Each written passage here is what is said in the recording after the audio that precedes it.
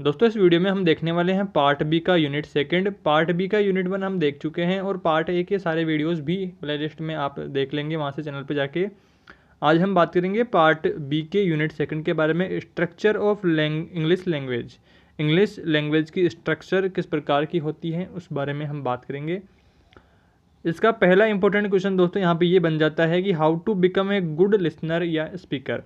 कैसे एक अच्छा बोलने वाला या एक अच्छा सुनने वाला बना जाता है। तो इसका राइट आंसर हम देंगे अकॉर्डिंग टू सी फ्रायर्स के अनुसार language is a science of sounds. Language जो है, भाषा जो है, ध्वनि की विज्ञान होती है।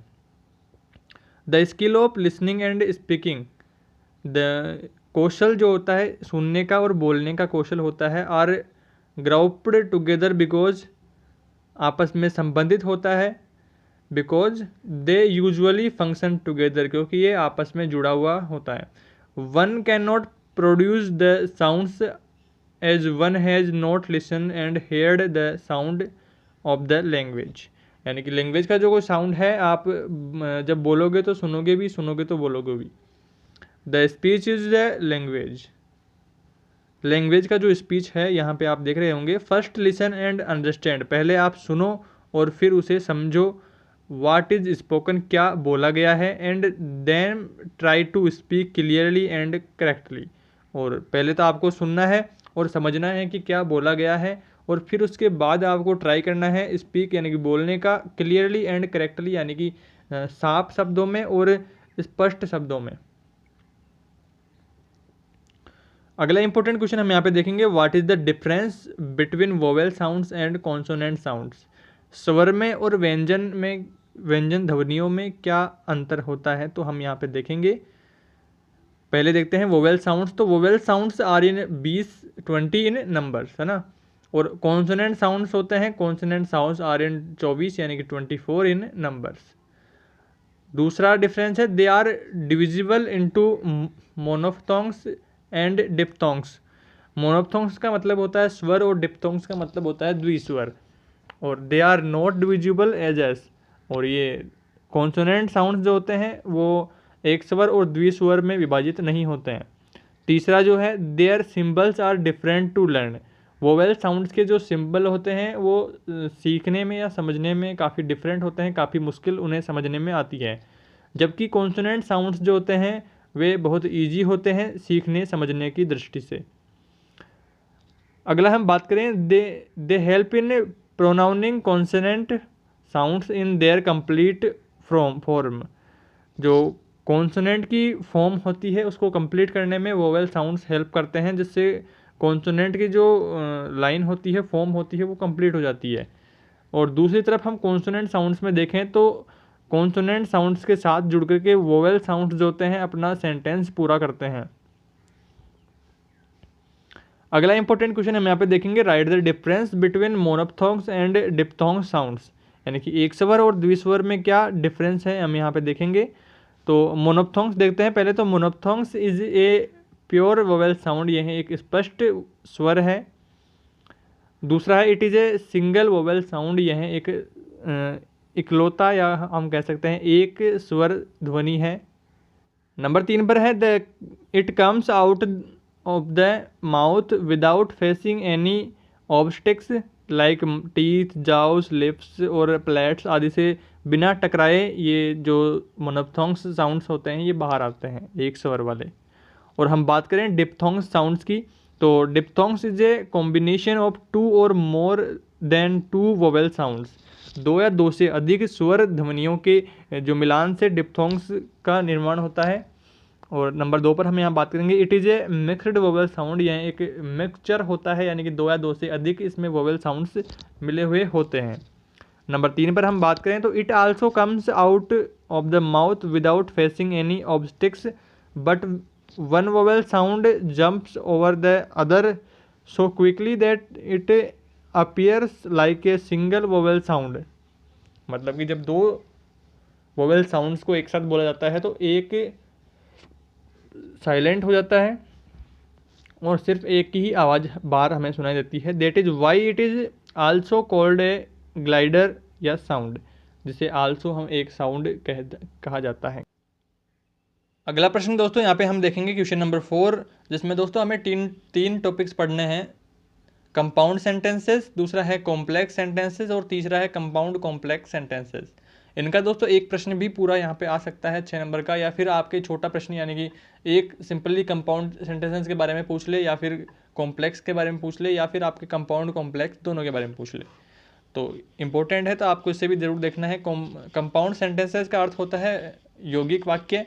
तो एक कंपाउंड सेंटेंसेस यानी कि एक यौगिक वाक्य इज मेड बना हुआ होता है अप ऑफ 2 और मोर इंडिपेंडेंट सेंटेंसेस, यानी कि स्वतंत्र सेंटेंसेसों से बना हुआ होता है, 2 या 2 से अधिक स्वतंत्र सेंटेंसों से, और कोऑर्डिनेट क्लॉसेज यानी कि समन्वय खंडों से बना हुआ होता है, जॉइंड बाय कोऑर्डिनेटिंग कंजक्शंस, यानी कि समन्वयी जो क्रिया के द्वारा जुड़े हुए होते हैं, तो उनसे कंपाउंड सेंटेंसेस का निर्माण होता है। एग्जाम्पल के तौर पर हम यहाँ पे देखेंगे तो the sun shines by day and the moon shines by night.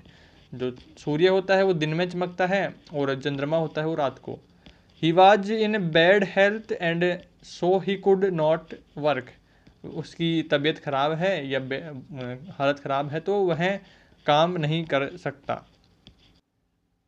Number 2 पर हम देख रहे हैं यहाँ पे कॉम्प्लेक्स सेंटेंसेस। तो कॉम्प्लेक्स सेंटेंसेस का मतलब होता है कि जटिल वाक्य। तो ए सेंटेंस दैट कंसिस्ट यानी कि एक सेंटेंस बनावटी होता है ओप ए प्रिंसिपल क्लोसेस, यानी कि मुख्य वाक्यों से बना हुआ होता है एक सेंटेंस, एंड वन और मोर डिपेंडेंट और सब ऑर्डिनेट क्लोसेस, यानी कि अधीनस्थ या फिर डिपेंडेंट यानी कि परतंत्र या स्वतंत्र नहीं होता। डिपेंडेंट वाक्यों से, डिपेंडेंट सेंटेंसेस से बना हुआ होता है एक कॉम्प्लेक्स सेंटेंसेस।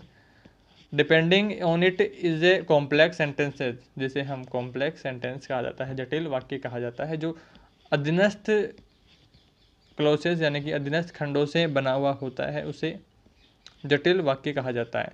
इसका एग्जाम्पल हम यहाँ पे देखेंगे तो this is the house that cause fire yesterday, या यह एक हाउस है, यह एक मकान है जहाँ पर कल फायर हुई थी। वी ऑल नो दैट, हम यह जानते हैं कि गॉड हेल्प्स दोज, भगवान उनकी हेल्प करते हैं, हु हेल्प्स देमसेल्फ, जो अपने आप की सहायता करता है। नंबर 3 पर हम यहाँ पे देखेंगे कंपाउंड कॉम्प्लेक्स सेंटेंसेस, यानी कि कंपाउंड का मतलब हुआ यौगिक और कॉम्प्लेक्स मतलब कंपाउंड यौगिक जटिल वाक्य। ए सेंटेंस दैट कंटेंस 2 और मोर मेन क्लॉसेस, यानी कि एक सेंटेंस जो बनता है एक या अधिक मेन क्लॉसेस यानी कि मेन खंडों से, एंड एट लिस्ट 1 सब ordinate clauses in the called compound complex sentences, जिसे हम कंपाउंड कॉम्प्लेक्स सेंटेंसेस कहते हैं।